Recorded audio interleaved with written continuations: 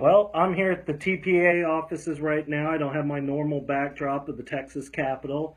Actually came into the office today. It's our CEO Joe DeSilva's last day here in the office. Tomorrow he officially heads off into retirement to go enjoy time with friends and his family. But what's going on this week in Texas politics at the Texas Capitol? We started the week off dealing with the formulary issue. This is the issue that would allow deal with the state either maintaining the formulary within Medicaid or handing it over to the health plans. It's a big issue this go around because it's set to sunset if the state does not do anything. The plans will get the formulary at the end. This has been a hot topic issue within pharmacy. TPA has official position that we want it to stay with the state, but the burden's on us to get a bill passed. We're working with a lot of other individuals that have interest in this, from provider groups to patient groups to even pharmas weighing in on this. They want it to stay with the state. Obviously, the health plans want to get it, and they trying to make an argument that they can do it better and for a cheaper price, saving the state money. But us in pharmacy, we've heard that message before and that story before when they got the carve-in back in 2011, and little to no effect to actually saving the state money in the long run would be argued, and really coming at the cost of both the providers and patients across the state of Texas. So Richard Raymond had his bill heard, Chairman Raymond and his committee, Human Services, in the House on Monday. That bill would keep it with the state. It's really supported by the House side. On the other side, in the Senate yesterday, Senator Schwartner had his bill heard.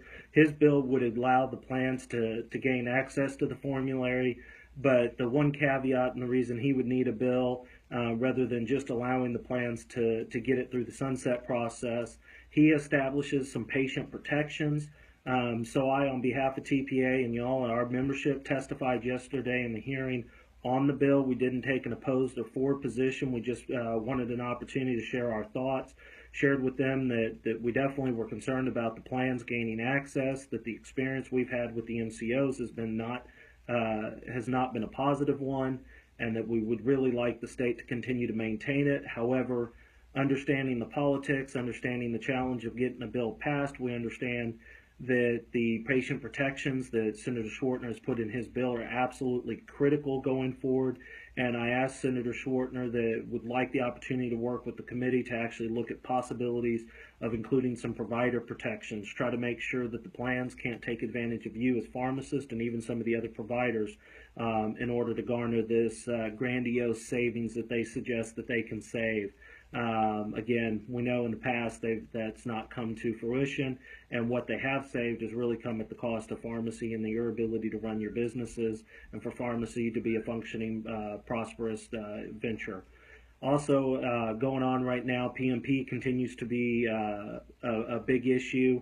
We're looking at some language that will have pharmacists required to look up 4 different types of medications. The barbiturates, opioids, 2 others that aren't quite coming to mind right now, but they're your 4 most common prescribed and dispensed in the state. Right now, the discussions have surrounded on pushing the implementation date back to 2019. That would be good because that gives us both another session and gives also time for our software providers that provide the software for your pharmacies to be able to incorporate it into an automated type system within your software so that it does much of the work for you. You're not going to have to spend the time doing the searches, checking the PMP to make sure that your patient isn't filling that script at multiple pharmacies or has multiple prescriptions that they aren't sharing with you and your pharmacy. So a lot of discussions will continue on there. The benefit of this bill that's being discussed right now is there is now a move to pull this requirement out of all the sunset bills. That is absolutely critical. We do not want these going in each individual provider sunset bills, because what that will create is the potential for one provider to pull themselves out of the requirement while leaving others. We're really sticking with the position that it's all or none, that both the prescribers and dispensers will have to participate. So all of us will or none of us will. We don't want pharmacy being the one left holding the bag, suggesting that you are the last ones to touch the product before it goes out to the patient, that you should be the one dealing with it. We're really trying to make sure that we all play a role in addressing this issue that the state's trying to address. Also going on, Cardinal Health's bill to deal with the remote pharmacy. This would allow a technician to work remotely at another location.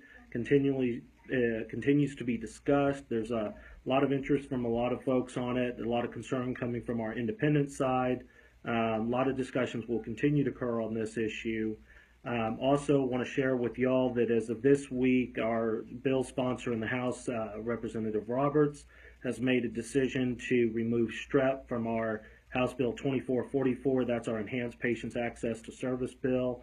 Unfortunately, Representative Alverson, Dr. Alverson, was able to really convince Representative Roberts that STREP had a greater potential for error, for possible false negatives.